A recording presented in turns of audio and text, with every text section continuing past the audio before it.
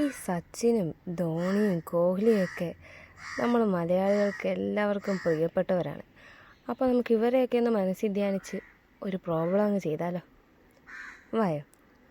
ഒരു ക്രിക്കറ്റ് കളിക്കാരൻ 5 കളികളിൽ നേടിയ റൺസുകൾ 10, 45, 30, 15, 25 എന്നിവയാണ്.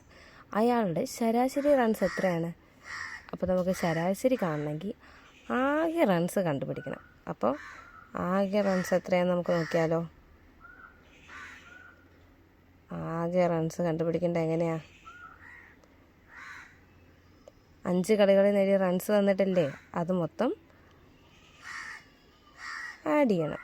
10 അധികം 45 അധികം 30 അധികം 15 അധികം 25. അപ്പോൾ എത്രയാണ് ടോട്ടൽ കിട്ടിയേക്കുന്നത്? ആകെ റൺസ് അപ്പോൾ എത്രയാണ് വരുന്നത്? 125. ആകെ അയാൾ കളിച്ച കളികളുടെ എണ്ണം എത്രയാണ്?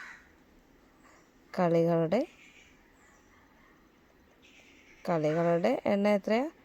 ചോദ്യത്തിൽ പറയുന്നത് 5.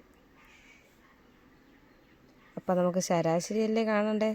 അയാളുടെ ശരാശരി റൺസ് കണ്ടുപിടിക്കണമെങ്കിൽ ശരാശരി ഈസ് ഈക്വൽ ടു ആകെ റൺസ് 125 ഡിവൈഡഡ് ബൈ കളികളുടെ എണ്ണം 5. അപ്പോൾ എത്ര ആൻസർ? 25. Option B.